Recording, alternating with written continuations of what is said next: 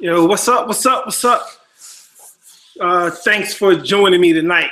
I've been trying to start up this channel here for a little while. I've been thinking about what I wanted to talk about, and I was just fired up tonight because some of the stuff that I've seen on the internet. But thank you for joining me whenever you join me. This is going to be called Glib Talk, and my name is Adrian Brown. You've seen me in the comment section on Black and Uncensored. I'll be in there tripping with my friends, doing hood rat stuff, making fun of people, mostly French fries, freedom fighters, people who follow the likes of Jedediah Brown and people like that. It's fun and interesting to me because I get full disclosure, I'm not really religious, you know, and I don't necessarily say I don't believe in the Christian God. But I just have a problem with just believing. So I don't have that faith to just believe without seeing. So even though I grew up a Christian, I read the Bible, I have an understanding. I just don't have that faith that, you know, people have that call themselves Christians. But the problem I have with many Christians is that they'll follow someone who they say is a man of God, a man who's a believer like they are, someone who looks like them or talks like them or acts like them, who knows the proper words, that gets to chant and recall, that gets them excited. And I don't fall for that. So I just follow people who make sense. People who say stuff that's logical, things that can benefit me, and I don't fall victim to the tricks that the people who use the Bible as a shield against you use. I have a serious problem with Jedediah Brown. I have a serious problem with him because I feel like he's a person that just uses the Bible to support him, to shield you against him, but a sword against anyone else who comes for him, anyone else who opposes him. And I think that the way that he approaches the Bible and using it to get followers and supporters is shameful and it's distasteful. And I don't think that people, logical people who are using good reason, can look at that man and say, yep, that's a man of God right there. That's a man of God. The way that he behaves, the way that he acts, the way that he talks, the way that he carries himself is not the way that I would say a Christian man would or should. That's certainly not a Christian leader.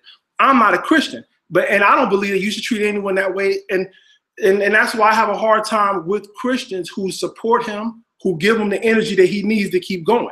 The ones who give him the financial support that he needs to keep going, because he doesn't carry himself in that way. And if you held him to the same standard that you held people who say they don't believe, you would find that maybe he isn't a believer either, but he knows you believe. He knows you believe in God. So he uses your belief against you. Your belief becomes a weakness to him, because he can tell you what you should believe. He can tell you who you should believe in. He tells you God talks to him. But I don't believe in that God like that. I believe God's in me. I believe that when I talk to God, it's inside of me. It's not coming from the mouth of some other man who read a Bible, who found words that made me feel a certain way. His words don't make me feel a certain way.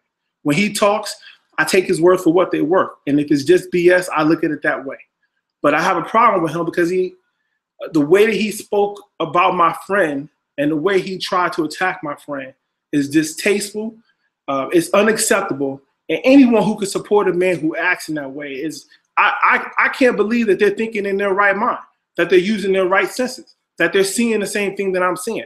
And that's why I have a hard time with religion, the people who follow the faith, when they tell you that, you shouldn't, it's not the man, it's the message. Well, you're giving your money to that man. Like, I don't believe when I donate to a church that the church is giving the money to God. They may be doing God's work, or they may be doing whatever the hell they want to do with it. Jedediah tells you God should support him, but he uses the money to do with it whatever he chooses. So I can't follow that. I can't follow that logic. I can't follow that line of thinking. It's so frustrating to me. It's so frustrating to me that people can't wake up and see where he's going and what he's doing with his time, with his energy, with your money. But the way that I'm indifferent to what he does with anyone else's money. I'm indifferent to that, and mostly because I don't think you should knock anybody's hustle. Whatever someone does to get paid, whatever. It doesn't affect me. It doesn't impact me. It doesn't make me stay or go. It doesn't make me rich or poor. But when he attempts to hurt my friend, when he attempts to use his words as an emotional weapon to try to tear somebody else down, that's when I have a problem, because I can attack him with truth. I can speak totally about the truth and the lies and the deception that he uses to trick people and convince people. But he uses his words just in an effort to hurt someone, just in an effort to make his followers now less attack. And that's wrong. That's totally wrong. And being on the internet, you have to understand you got to have thick skin, and people are going to come at you and talk to you. But for him, I'm going to use a different standard for him, because he says he's a man of God. He said he's a pastor. He said he's a leader of a church and a leader of men. And that's not how I would say that a leader should behave or act. I would never behave in a way that would be me intentionally trying to cause emotional harm to a person and be intentionally deceptive. Because what he did was be intentionally deceptive. And I'm not even going to speak on what he said or what he did, because it's all BS and it doesn't make any sense to me. And I guess the last thing I'm going to say about him, because I didn't even want to talk about him, but I had to get it off my chest, because that's really what gave me this energy tonight to kind of stay up with these third shift people. But the way that he attacked her emotionally didn't tear her down, and it didn't knock her off her platform or get her off her square, because she can stand on what she says, because what she says is true. So you can attack her with slander. You can use words that should hurt her.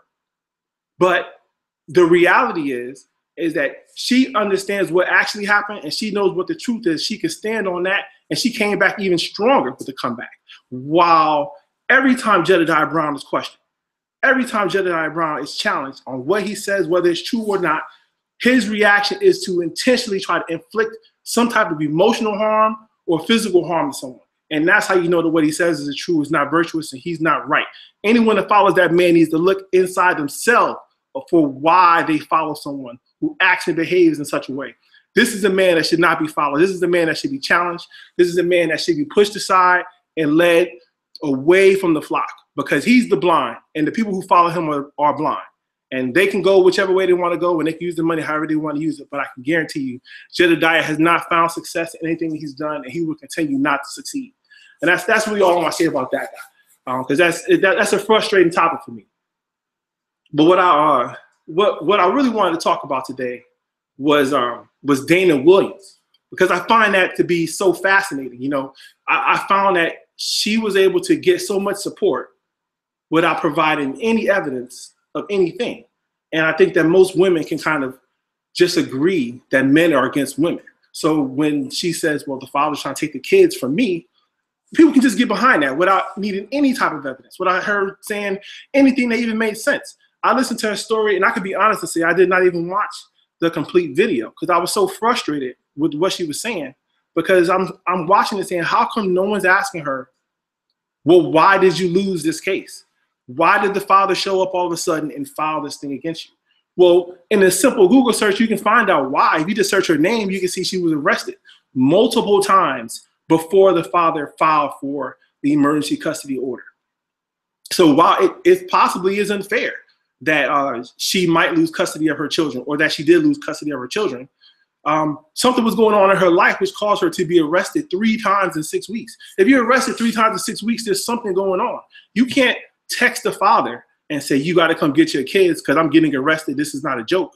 And expect that he's not going to do something and not think a certain way about you, especially when it's the 3rd time that you've been arrested in 6 weeks. So, and that's what I find to be, kind of frustrating, because no one asked her that question. She's just saying it.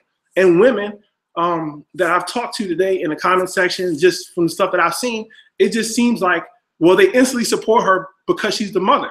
So does the father have any right to the children? Does the mother get to do everything up to kill the kid before someone steps in and says, well, maybe this isn't right? Like, because my opinion is, like, I'm a father, I got 2 girls, and I went through a divorce, and I actually lost custody of my kids, and I didn't even challenge it. And the reason why I didn't challenge it is because men don't get custody. So it wasn't even like I was even going to try to throw my hat in the ring. I said, why should I spend thousands of dollars to fight a battle I can't win? I'll let her get custody. I'll let her take custody of the kids, and it's still going to be a joint custody situation because I've been in my children's life their entire life. So it wasn't like I felt like she was just going to say, well, they're my kids now. You just pay for them and leave. But it seems like women often think that they should be the only provider of care for children. They should instantly get the kids because they gave birth. I just don't think that's right. I just don't think that's fair. I think that in situations where the mother is not fit, the mother shouldn't have custody of the kid. And I think that in our society, the mother has to be extremely unfit. Like, she has to damn near be a killer, for someone to say, maybe you're right, maybe she shouldn't have custody of the kids. And that, to me, that's just wrong. I don't believe that to be true. And in this scenario, she's been arrested multiple times, which I'm certain is the only reason why this father even came back into the picture. Because if he's not paying child support and he's not seeing the kids, he don't give a damn about them kids. He's on with his life. He's moved on. But they're still his children. And if something's happening, he should intervene. So whether he's whatever they are saying that he is, he's still the father. And if she can't prove that he's so unfit that he shouldn't be, she's proven that she's not fit to be the mother. And that's where I get my energy from, because it's like it's messed up that we even think that way. It's messed up that we can just throw the father away and just say, yep, it should go to the mother. Well, someone else called the state on her. So it wasn't even the father. Someone else called the state from her family to report her. And in reporting her, the state notifies the father and says, this is what's going on. You need to get involved. So now the father gets a lawyer. He pays for a lawyer to actually fight for custody of his kids. So, and she can say whatever she wants to say about how horrible a person he is. She has a lawyer too, who should be able to easily present the fact that he's a rapist, that he's a sadist, that he's going to sell the kids into the sex trade. But she goes to court and she presents none of these facts. But she has a lawyer, and she didn't know she had to go to court somehow. But her lawyer showed up to court. It doesn't make any sense. She is lying, and she's using the sympathy of women to garner support, either to just get money or to get money for a lawyer for a case that she may or may not win. Now, I don't know, how good of a custodial parent the father can be. And it doesn't even matter. I think the kids should be in the place where they can get the best care. And I think that if right now the mother is going through a hard time dealing with life, that person should be the father. And I think that the father would probably want the mother to just do better. And I think that if the mother would get her life in order, she'd probably have an easier time getting the support of the father and getting the support of those people around her, particularly the state, to get her life back on track. But but just to say that the mother should have the kid because she's the mother, I don't think that's right. And I think that men, you know, need to support other men when they're doing right. And I think that women need to support men when the men are doing right.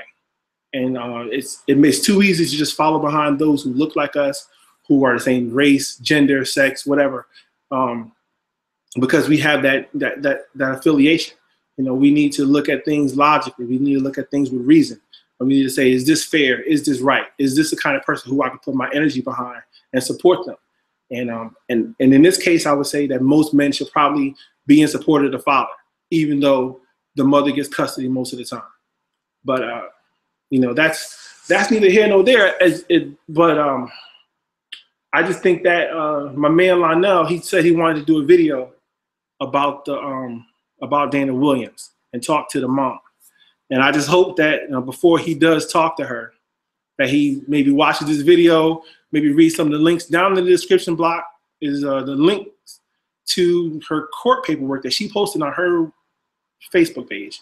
And there's a link to the video that she did with Sheena James. So, you know, if you're not familiar with the story, you can watch the video, you can see what she says, and you can read the court documents. So you can see that there is a difference between her story and what the court documents say. So from there, you know, you can form your own opinion, and, you know, hopefully, you know, you can come to the right opinion. I don't think that I'm 100% right, but I do think that, you know, men need to look more into supporting each other and supporting themselves, and in challenging child support orders, challenging just custody, period. Because I know in my case, it wasn't that I was afraid to lose. I didn't think it was worth the fight. You know, it wasn't like I didn't want to have my kids. It just wasn't, to me, it wasn't worth the fight of spending that money, because I didn't think I could win. And I don't believe that the court system is fair to men like that. So, you know, I don't know. I guess it depends on, you know, I guess what your income level is like, on how much you want to fight in order to get half of the custody. But I know that in my divorce situation, I didn't want to get divorced. It wasn't up to me to get divorced. But my wife was ready to divorce. So she presented it to me. I accepted it. There's nothing I could do about it. You want to be divorced? Let's do that. So I told her what we could do. And from my perspective, we could work out an amicable scenario where we can continue to raise our children together, even though we live apart. You can have a life, I'll have a life. We know what our finances are, so we can work out a situation to where I can get a life on my own and still support the family. Well, when she got with her people, other women that were divorced or getting divorced, they all told her the same thing. You need to get a lawyer. You need to get a lawyer to protect yourself, you know, and you can get all these things. Well, there wasn't all those things to get because they didn't exist. Those assets did not exist. The only thing that existed was debt. So the only person who really would make out in the instance of divorce for me was the lawyer. So when she got the lawyer, the only thing that was in the divorce that was different than what I already agreed to was paying for the lawyer. So that's $5,000 off the top. That's how much the lawyer costs if you never go do anything, $5,000.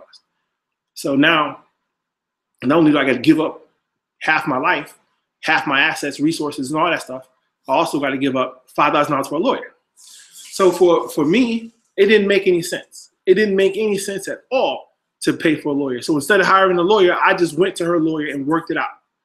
I went to her lawyer and worked it out, and then I worked it out with my wife, who I eventually remarried, and our situation worked out. It worked out. We're still together. Well, now we're raising our children together.